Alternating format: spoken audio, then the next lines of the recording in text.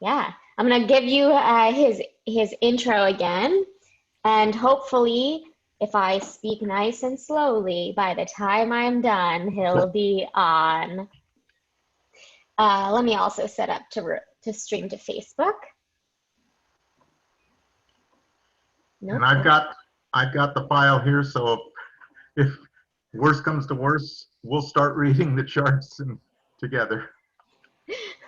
We'll navigate genealogy on our own if need be. But that, I don't think that'll be necessary. And may our ancestors be with us. Yes.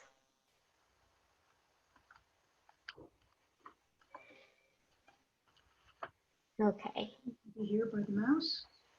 Probably be better.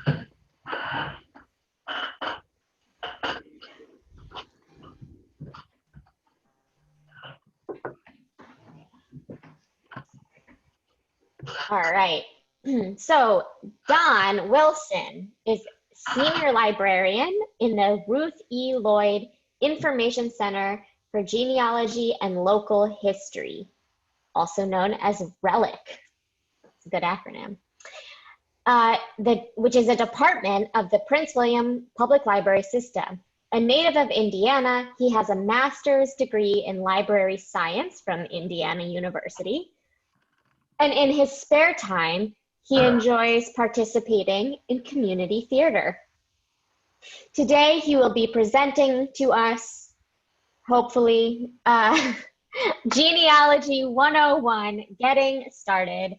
Discovering your family's history is both fun and rewarding. RELIC's Don Wilson demonstrates the essential first steps to take and resources to use, most of which are available for free through the library.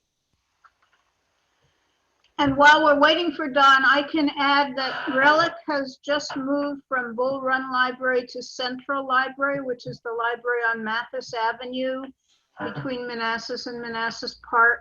I'm not sure what the access is in this day of COVID. There is access, but I think it's by appointment only. I'm not sure. Ancestry.com can be found on the library website for free. It used to be only available at the library, not through your home, but that's one of the things that the libraries did in COVID. They made Ancestry free from your computer. So you just have to go to pwcgov.org/library and look under electronic resources, and you'll find ancestry.com, and you can use it for free. So I can tell you that much. Excellent. Okay, so shall we go ahead and start without Adam first? Well, let's pull up the slideshow. Okay. And ooh and ah, the graphics. Okay, and let me go with this. There. Okay. Can you all see it? Mm-hmm. Okay. Go ahead and read. This presentation is approved for all audiences, rated G for genealogy. So your kids can be here. How many relatives do you have? And that, I mean, we all know it increases, but it's amazing to think 10 generations, you've got 1,024 people to look up. So it can take a while. Why study family history?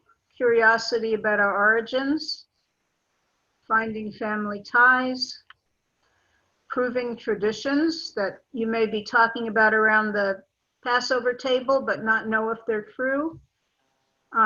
We all think we have links to famous people. I think I had a cousin who was Batista's fancy girl.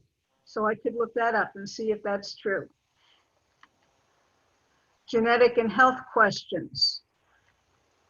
Legal questions. There may be a paper that says you own land in Virginia from colonial times, and genealogy can help you trace that. So you could be a millionaire and not know it. and just the fun of looking.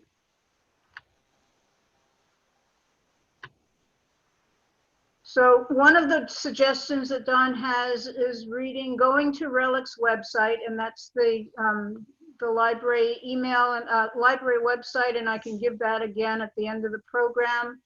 But if you look at RELIC, you'll find something called Climbing Your Family Tree, which is a short readable pamphlet. I know if you're like me, one of those people looks like somebody in your family album. You never know. But there are also many books at the library that you can check out on beginning genealogy. Some of them are good even for children to read. Some of them are specific to certain ethnic groups, and some of them are general. So you gather your information up, you interview your living relatives for some ideas on where to go, and then begin to fill out your pedigree charts and family groups. I know Lori has done a lot of work. Is there anyone here that's also gotten a head start, or are you new?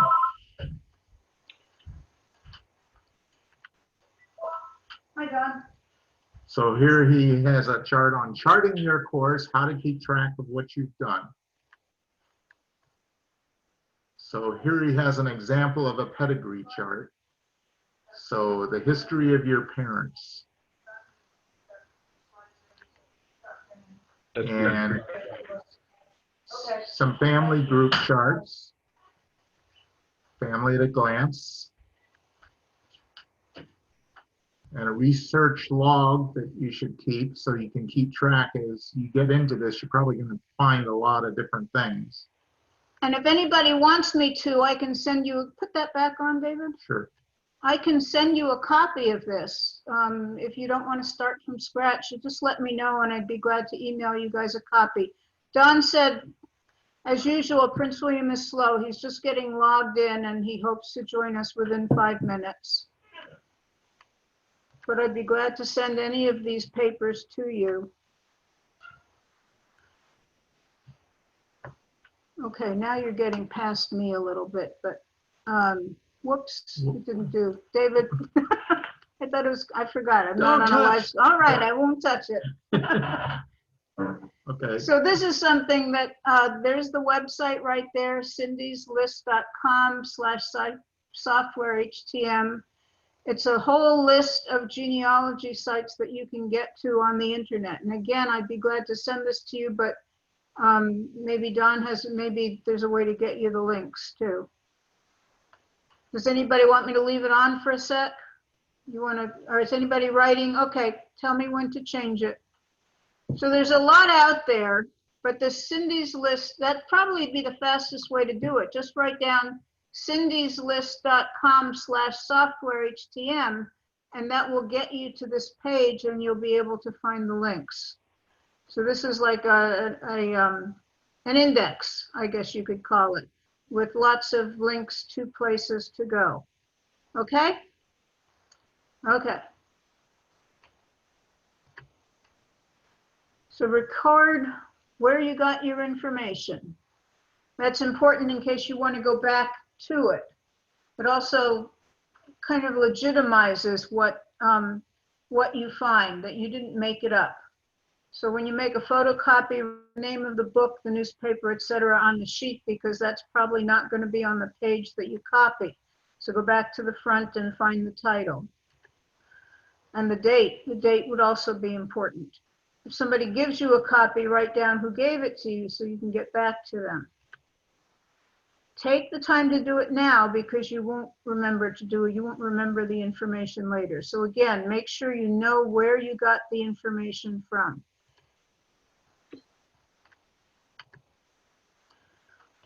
Know the difference between primary records and secondary records. So that, for instance, if you go to a city hall and you find an address, or if you go to census records and you find what somebody has written down after talking to the person, those would be primary. What would be secondary is if you went to I don't know, a newspaper and it said that Joe Cohn was born on such and such a day, then that would be secondary. Somebody's put it together. Work backwards from what you know. So it's better than working from what you don't know, I guess. Be consistent and complete in the way you record information. That's why it would be helpful to have one of those charts so that you've got all the information that you need from each one. And then I guess you need another page with notes for miscellaneous information, but it's good to have a chart so you've got everything in order. And that's a good question, because does that mean March 7th, 1980, or does it mean July 3rd, 1880? Or 1780? Yeah. Oh. I can count on my fingers. So recommend that you write the date this way, with the day, the month, and the whole year, four digits in the year. This would be my downfall, because I always want to write things fast and then I can't read it anyway. But if I can read it, I wouldn't remember what it meant. So spellings or names is probably unimportant. Of names, spelling of names is probably unimportant until the 20th century. So Cohn could be C-O-H-N, C-O-H-A-N, K-O-H-A-N. So if you know your name as C-O-H-A-N, don't stop there. Look under the other spellings as well. Nancy could stand for Ann. I don't have to read all that to you, but some people are known by their middle names, so there's lots of different variations. So life gets harder, not easier, just because you know the name.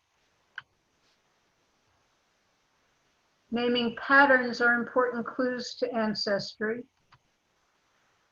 And I suppose what that might mean is, for instance, as Jews, we generally name our kids after people who have died, whereas other ethnic groups like to pass the name on of some living relative that they think should be honored, or a special family name. So knowing that kind of stuff would be a clue.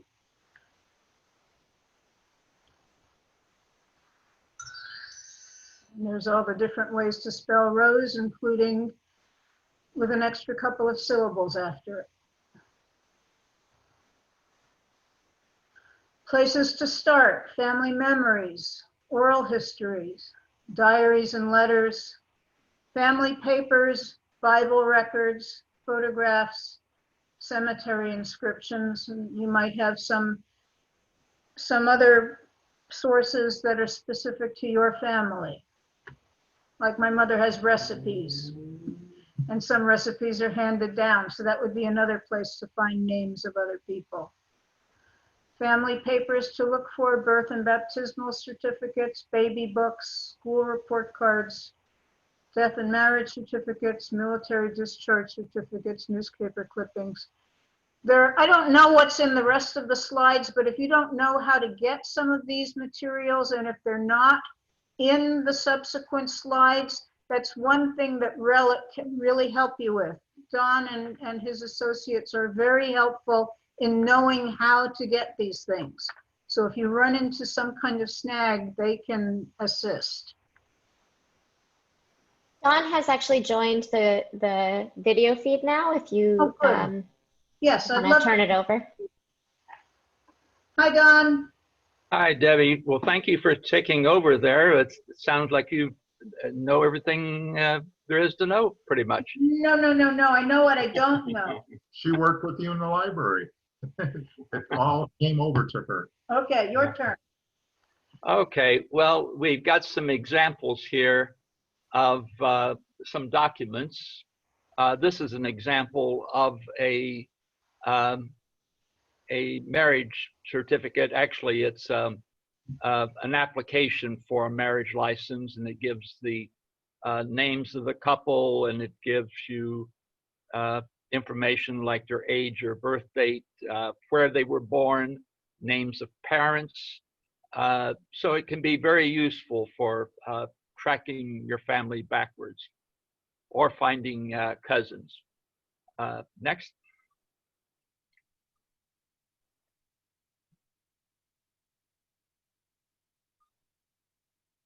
Are we going in the right direction? Are we going backwards now? Okay. My keyboard stopped responding. We'll use the mouse. Here. Okay. And here is a birth certificate. This is from Buffalo, New York. And again, it gives you the name of the child, There's a light on that indicates. the names of the parents, and all the facts about the birth, and information about the parents, including where they were born, occupation, where they were living, and sometimes it will even give you their age. Next.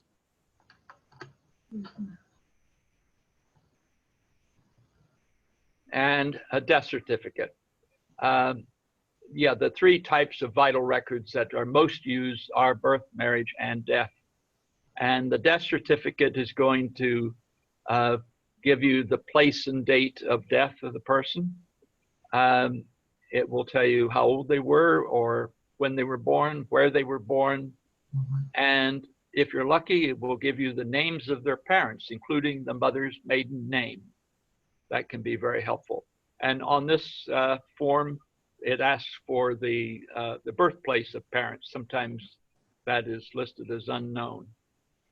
And then this will get into the parts of the death certificate. If you click on the next thing, David, it will send arrows over.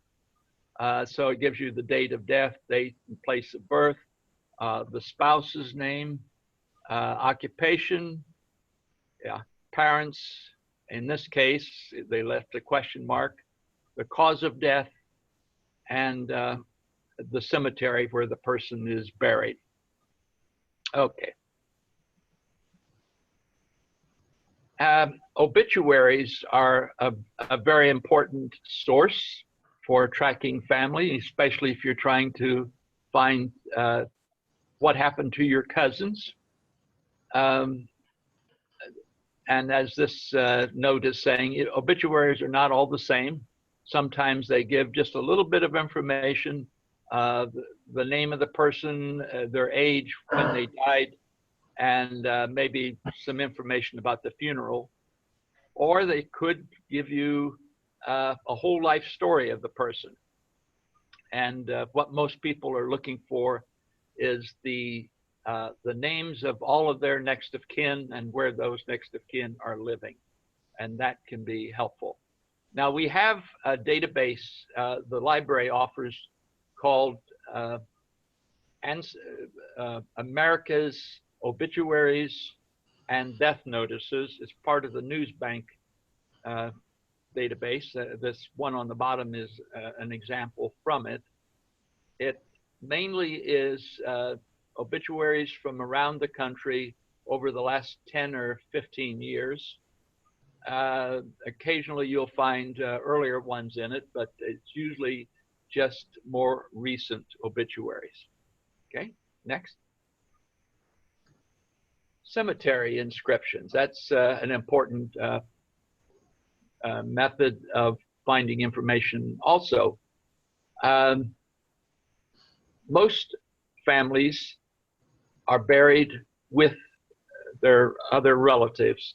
So if you know where one of your relatives is buried, you need to visit the cemetery and see who else is buried near them in the same grave plot or in adjacent places in the cemetery.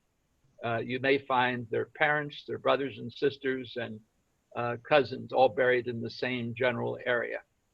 So you want to identify neighboring graves. And when you're photographing or making information from the cemetery, make a full copy because there may be some details on the stone other than the names and the dates that may be helpful to you. Bring your digital camera and you can upload the information to Find a Grave. That's an online website that will,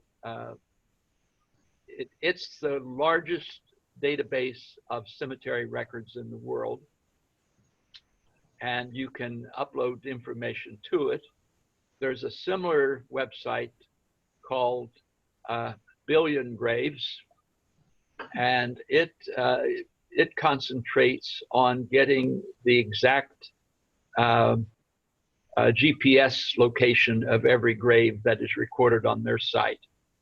They don't have quite as many names and places included, but they go into some more detail.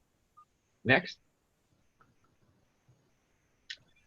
Bible records or family records of any kind that the family themselves would have taken. They would have recorded it perhaps in a family Bible, but it might be kept in any kind of a book that was retained by the family. So if the family is having an estate sale, it's good to look through whatever books are available to see if there might be family records inscribed in them. Next. If you find such a thing, you make a full citation of the book, including the place and date of publication.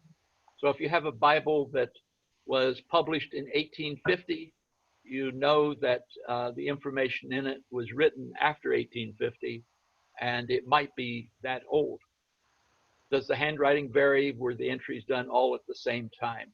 That'll give you an idea if it was done by one person or over generations by several different people. And when you're making notes, please make sure you report who the current owner or the library or archive that has the record. Okay, next. This is an example of a Bible record. This was kept by the family of George Washington. His father, Augustine, and mother, Mary Ball, recorded all their family information, beginning with their marriage in 1730. And George was the oldest son. And in his case, they not only give the date of birth, but it lists the names of the godparents when at his baptism. Next. George Washington brings up the change in the calendar. In 1752, the British colonies changed from the Julian to the Gregorian calendar. What that meant was they subtracted 11 days from 1752 between, I believe it's between September 2nd and September 14th. Those dates just disappeared. And by doing that, they caught up with the rest of the world who already was using the Gregorian calendar. Now, there's some countries that were even later than the British Empire. Greece didn't change to the Gregorian calendar until the early 20th century. Next.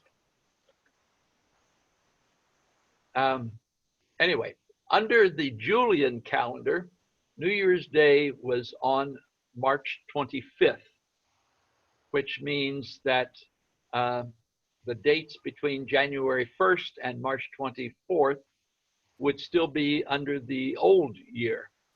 So that's why when George Washington was born on February 11th,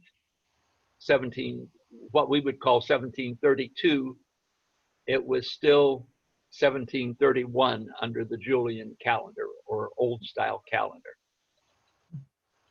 But when you find records, you should copy down exactly the form that it takes in the record. You can analyze it and try to figure out what it really means, but these are some examples of how the calendar changed during that time. So that December 26, 1718 was before January 3rd, 1718/9, which was before March 23rd, 1718/9. And then New Year's Day came in between, so that March 31st was 1719.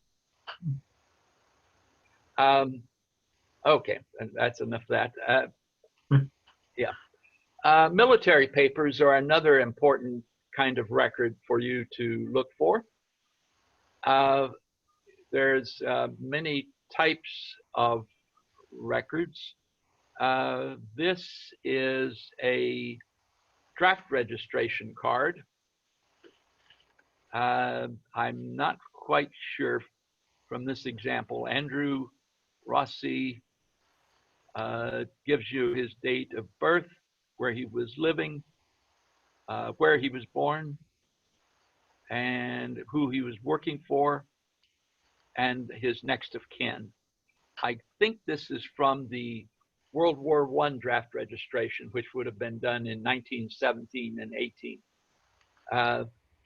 We have draft registration records online on Ancestry for World War I and for World War II. So if you have men who were adult during those wars, in World War II, not only did they have the regular draft registration, men between the ages of 16 and 45, but they also recorded the old man's draft, which is men between the ages of 45 and 60. So if you had a man in your family who was that age in 1942, there will probably be a draft registration record for him.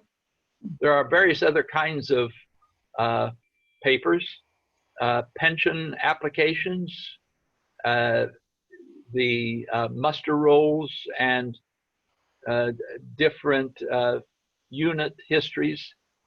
So that's a whole talk in itself. Next, please. Photographs. Photographs are very important records for your family history. They will spice up your family history, give you information that about your family that you might not otherwise understand. It's important for the older members of your family to identify the people in the pictures and try to identify when and where they were taken. And it's amazing what you can figure out about what the family was doing at that time and what things were important to them through family photographs. Next. So you want relatives to identify them and make sure they are labeled with names, places, and dates. Yes. Next. This is sort of a summary of this first part. We want you to croak for success in genealogy. First, cite your sources, bibliographies, and footnotes. Next.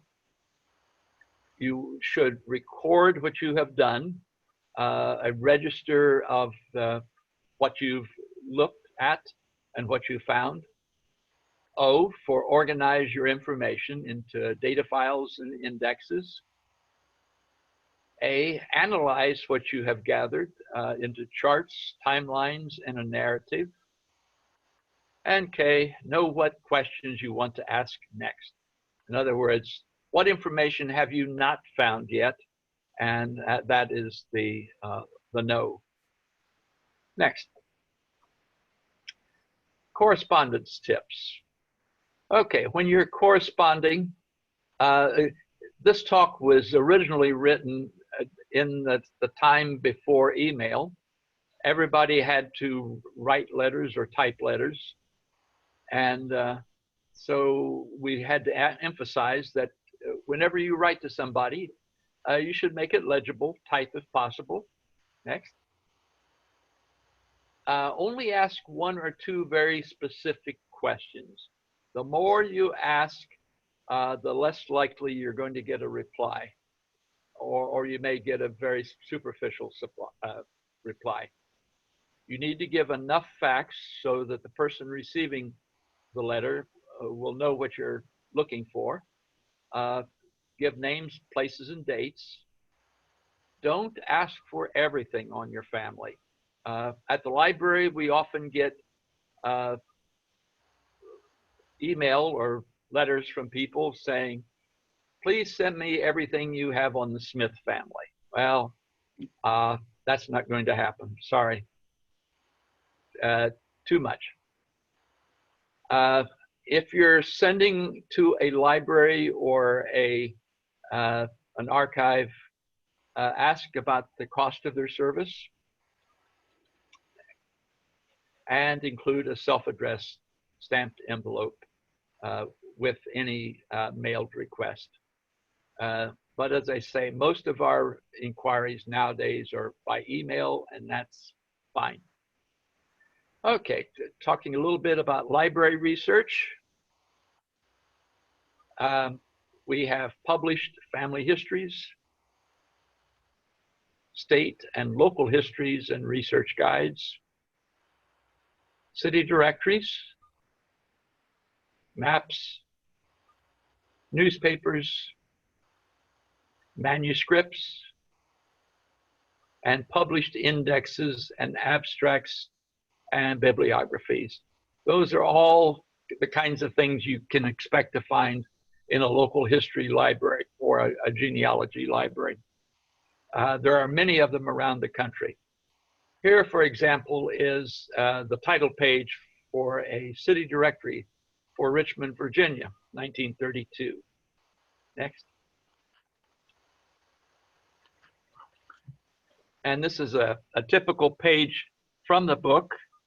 And you can see every family in the city in that year is going to be listed. This is going to be similar to the information that you might find on a census, except it's briefer. It'll give you the name of the head of the household.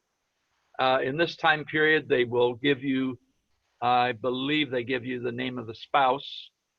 In the Richmond directory for that year, the C in parentheses means that the person is colored.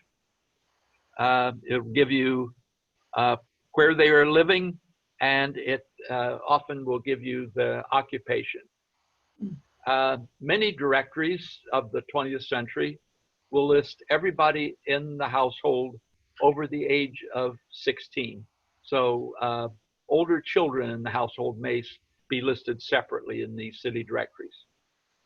Next. Government archives are important. They include local, state, and national archives. They contain vital records, Social Security information, census records, immigration and naturalization records. We're talking national archives at this point. Probate records, those are going to be in local and state archives. Land records, tax records, and court minutes. Those are all various kinds of government records you can expect to find in government archives. And each of those can be important for your research. The Social Security Death Index is an important database that's been available for over 20 years now.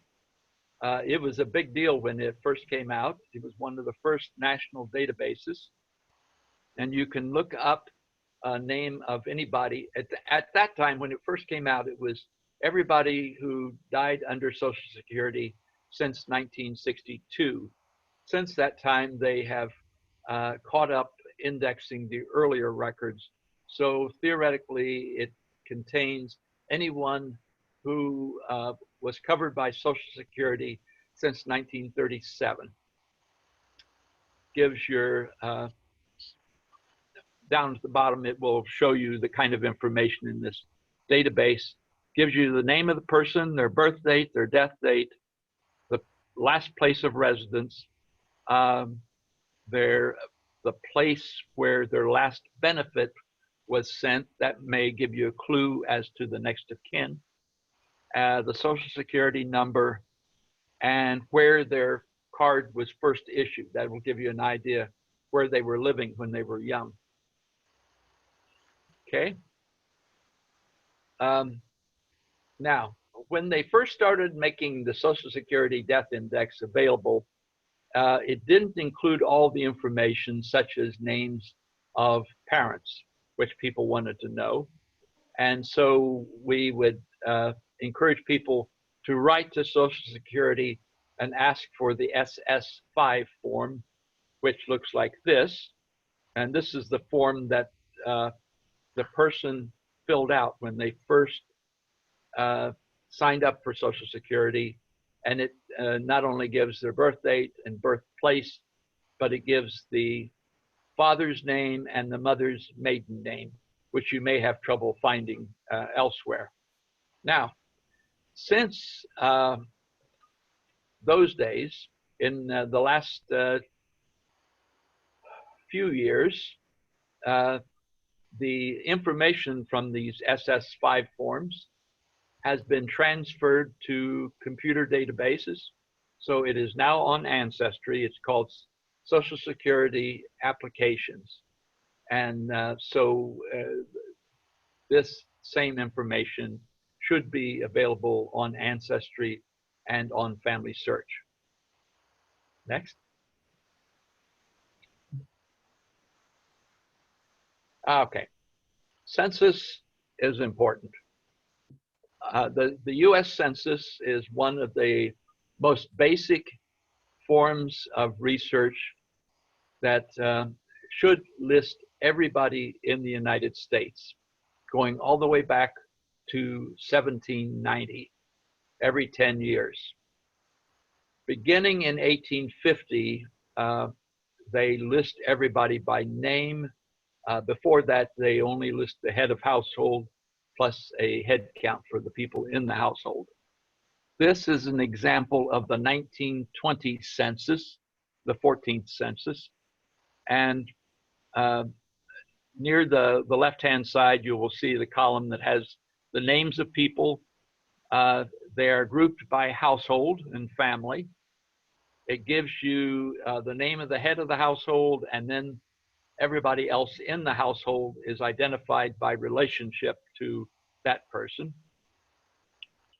It gives you their gender, their color, their age, their marital status.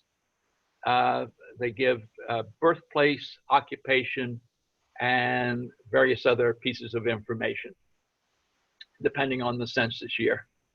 So you can see that it's like a snapshot of your family every 10 years. So once you find your family in one census record, the idea is to go back 10 years and find the same family group in an earlier year. And every time you find an earlier record or a later record, you're going to find more people or information about the family. Okay, next. Yes, the first census was handled in 1790, taken every 10 years. The census is not available for 72 years. It's confidential for that time period, which means the 1950 census will become available in April of 2022. So we've only got less than 2 years to wait for it to come out. All of the census records are now online. For years and years, they were only available on microfilm, but they're pretty much everything is online now. Next. On the right-hand side is a list of the kinds of information that is found in each census year. 1790 had listed the head of household and how many males and females in the household. 1800 to 1840, males and females in age groups. 1850 and 60, the name and birthplace for everyone as well as their age. 1870, they have a column that asks if the parents are of foreign birth. 1880, the relationship to the head of household and the birthplace of parents are included. The 1890 census, almost all of the census was destroyed in a fire at the Department of Commerce in 1921, except for the Union veterans. About half of the census of Union veterans of the Civil War that was taken that year survived.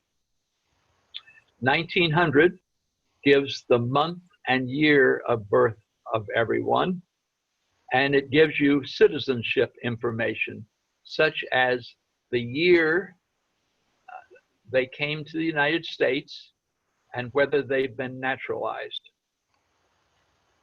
The 1910 census asked if they were veterans of the Civil War. The 1920 census adds year of naturalization. And the 1930 census adds value of the home or the $1 pay and rent. It also lists whether they had a radio, and it also asks if they have served in any U.S. war. Next.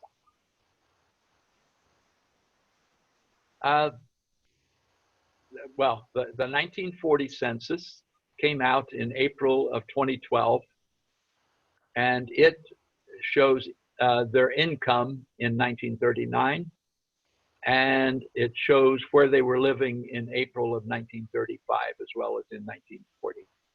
And as I say, when we first did this program, the 1940 census was new. So we've been giving out this information for quite a number of years, actually close to 20 years now. Next, please. Okay. I guess we've already looked at that. Next. Okay.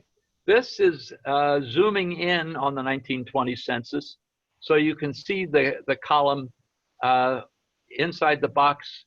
It shows you the first column is the year of immigration, the year that the person arrived in the United States. It says 1907 or 8 or 1919. In the next column, it will tell you what their immigration status is. PA means they filed their paperwork for naturalization. AL means they're an alien. And NA means they have been naturalized. And then the date column right after that is the date of naturalization. Okay, next.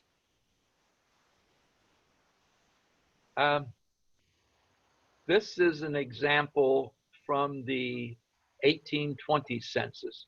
I mentioned that the early census records only give the name of the head of household and the head count of people in the household. It looks like an Excel spreadsheet. It gives you first a number of columns, 6 columns listing the age brackets of white males, then white females. Then there's some columns dealing with occupations. And then there is information about slaves and free people of color. All of those categories were listed separately. Next. Here is an example of a naturalization paper. This is a declaration of intention. Before 1906, the paperwork for naturalization and immigration was very hit or miss. There wasn't any standardized forms used.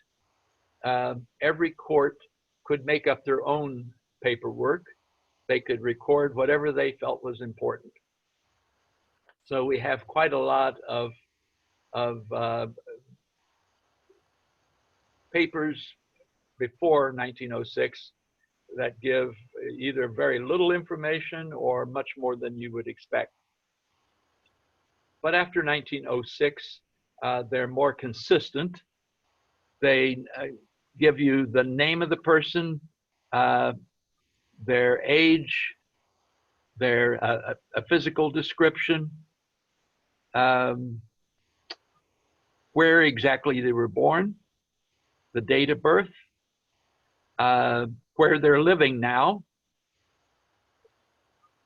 This particular form shows you the name of the ship they came to America on, and the I believe it gives you the date of it and where they landed, and then there's it's going to be co-signed by a witness, a friend of theirs that will verify the information that's given. Oops. Okay, here is a passenger list in 1910.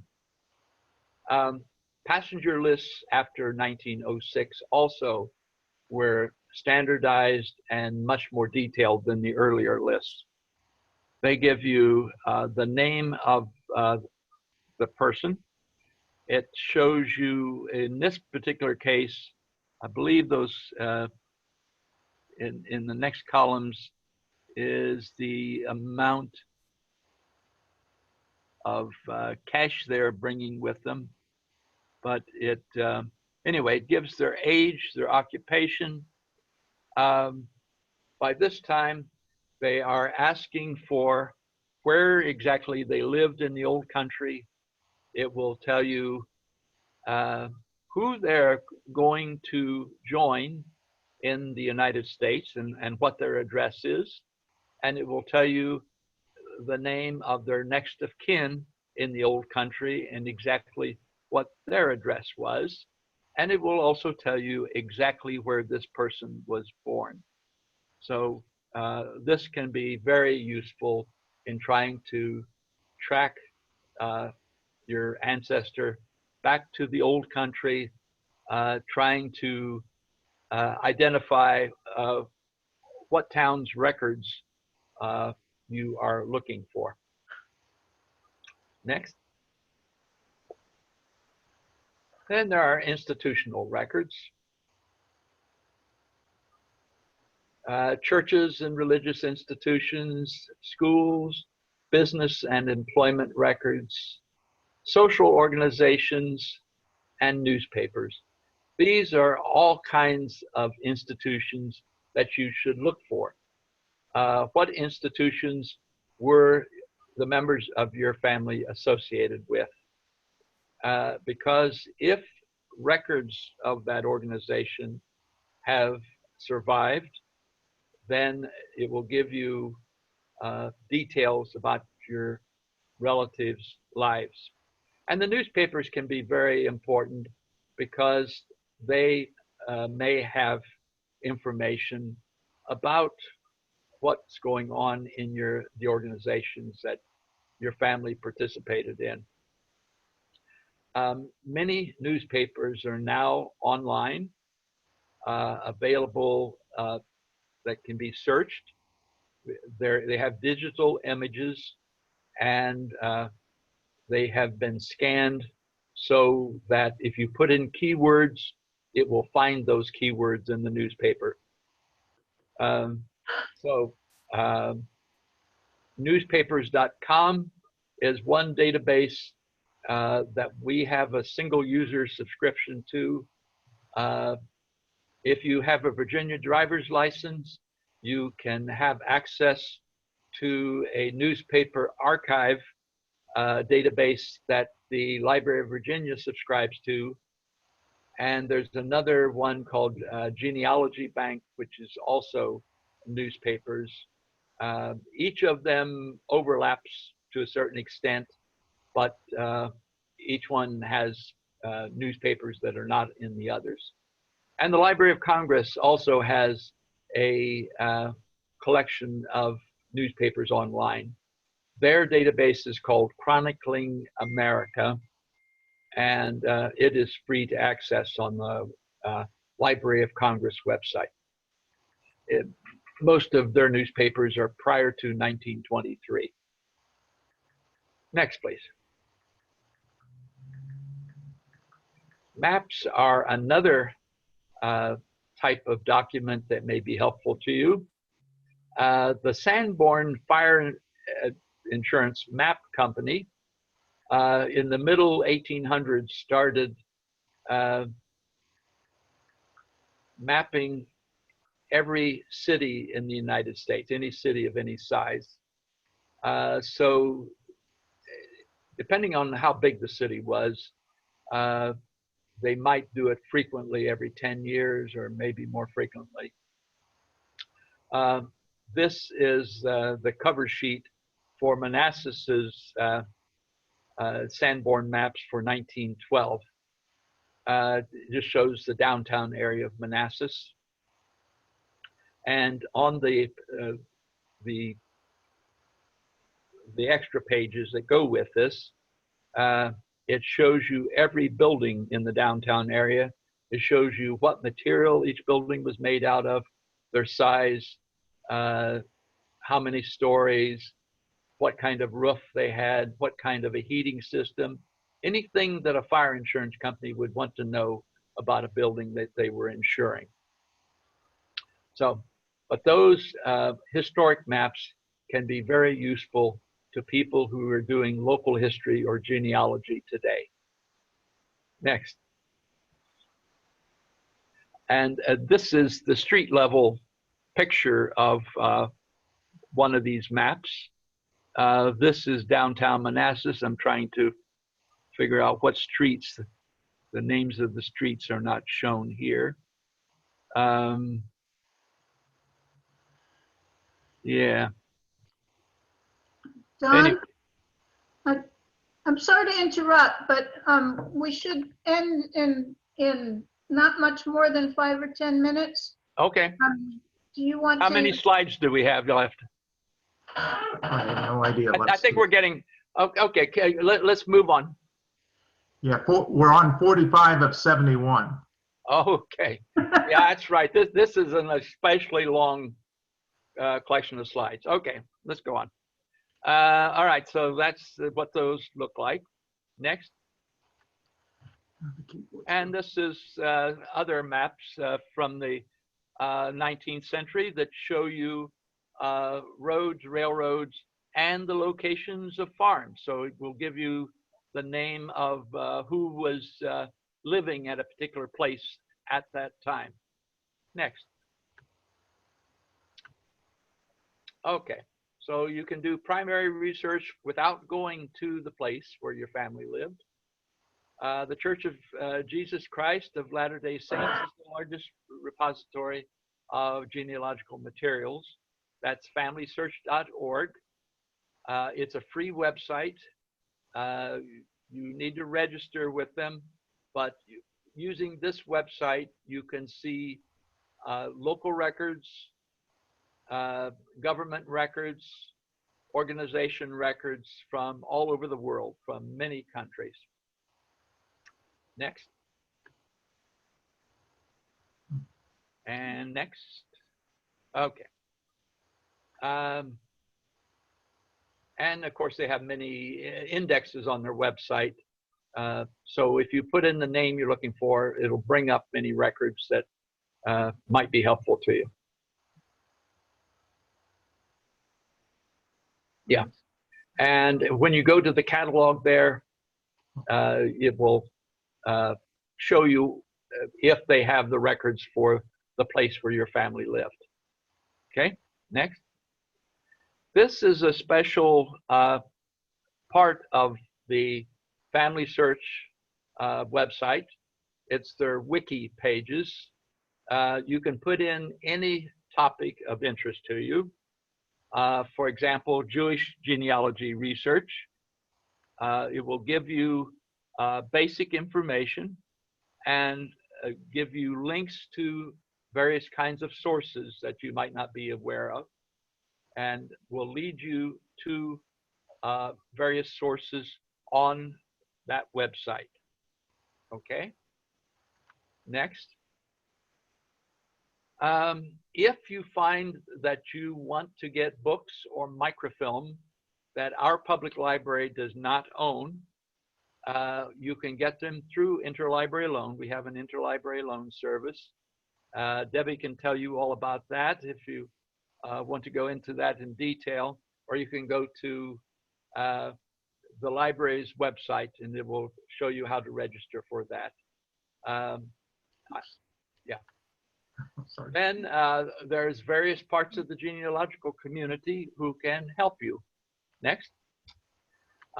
Things on the internet. There's genealogical societies, magazines, family associations, surname directories and databases, professional genealogists. Okay. The internet, you can see how old that computer is. Surf the public library where your ancestors lived. In other words, find the public library that would have the information in whatever city or county where your ancestor lived. Surf the GenWeb for your county. GenWeb.com or GenWeb.org is a volunteer collection of people who are working on locations around the country.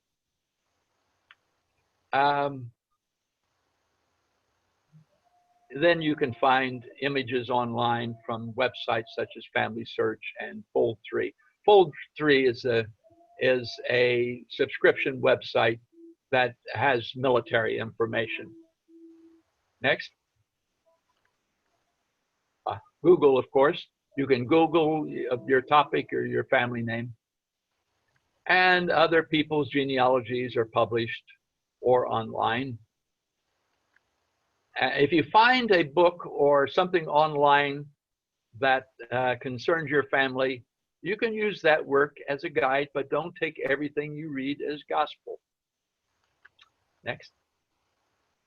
If you copy other people's work, you will be copying their mistakes. And as I say, it's very rare that somebody writes a book that is not that is error-free. So you need to use your judgment and verify anything that you find that other people have done. And Next. Don, on that note, perhaps if we had a few minutes left for questions, I Sure. would like, if you could tell people how to access RELIC in this day of COVID, I told them already that it's moved to Central. And Yeah. if you could tell us if you have material specific to, since most of us are Jews from Eastern Europe, and although there are a few of us that are Sephardic or Mizrahi, if you could just briefly, not a list, but if it's worth their while coming and looking at that information at RELIC. Yeah, it would be worth coming in to see. We do have a section dealing with basic reference tools, dealing with research on Jewish ancestry. I don't have them. If you go to the library catalog and you put in the words Jewish and genealogy as keywords in the catalog, you'll get a list of what it is we own that relates to that topic. We have, I know we have a quite sizable directory of Holocaust victims. That's one thing we have. But there's no two people have the same exact interest. Right. So depending on the country that your family came from, we do have a number of guidebooks to research in Eastern Europe. We have a shtetl finder. That's an encyclopedia with information about each of those communities. There are probably more things that, depending on what it is that you want to find out. Right, but you're a good source, is my point. So Yeah, we're a good starting point. And if we don't have the exact book you need, we can probably guide you to the source online, or guide you to the appropriate archive or library that would have it. Yes. does anyone have any specific questions for Don? And I do. Okay. I have. Am I on? Oh, no. Is there, maybe you don't know, but is there a way to have the census record corrected from the, there's a glaring error in my Aunt Georgia. She was born between federal census in the 1920s, and she only appears in the Rhode Island census in 1929, just before 2025 rather. But they listed her as a male because her name was Georgia, and the census takers, Yeah. they heard George and she was put her as a Right. male. But I mean, I have her pictures, I have her gravestone. Sure. I know Sure. it was my aunt. I have an answer for you. You do? Okay. The original census itself cannot be changed. I mean, it's a record, it's a document. In fact, the originals of the 1900 through 1940 census do not exist any longer. They were microfilmed back in the 1940s, and the originals, I don't think they exist anymore. So all we have are microfilm and images of those records. And even if they could be corrected, in that sense, nobody's going to go back and mark up the original microfilm or the original record book. Instead, though, the online sites that have them, Ancestry and Family Search, they will make corrections. What you have to do is you have to contact them. If you have a subscription to Ancestry, you can tell them what the problem is, if it's a spelling error or if it's a gender error, whatever you think needs to be corrected, and they will make a change in the index. It doesn't change what's on the census itself, but the index entry that refers to that record will correct it. Okay, I'll call them. I've been a member of Ancestry for a long time, so I just didn't know if anything. I'm not sure if they'll do it by phone, but if you are a member, certainly when you go to the page that you're talking about, they have an option on that page that will allow you to make that correction. Oh, great. Okay, thanks. Appreciate that. I don't know whether Debbie mentioned earlier, but where RELIC is going to be located? The Okay. central. And we are now officially closed for the moment because we're in the process of moving. September 19th is the official date that we will reopen for telephone and email service. The room still won't be open at that point. They're still going to be working on the building, probably at least until the end of September. I don't know whether they'll be able to let people in in October or not. I was just over. Well, I'm at Central right now. This is where I am talking to you from. They finally got our office furniture into RELIC. I'm in the circulation workroom is where I am, but they don't even have electricity in every part of the building. But hopefully by the 19th we'll have our collection in place, and we'll be able to help people as over the phone or by email as much as we can. And we've been doing that for the last several months. Okay. So Don, as we wrap up, is it okay if in the follow-up email where I'll send, the link to the recording for this session and everything, is it all right if we send out your email address too, so people can contact you if they have further questions or want to start their own genealogy process? That would be fine with me. I'm going to be on vacation for a couple of weeks, so okay. You may not hear from me for a while, but I'll be happy to let you use my email. Thank you. Does anyone else have a last question before we close? Okay. Well, I want to say thank you very much to Don and to Debbie and Dave for helping with this session.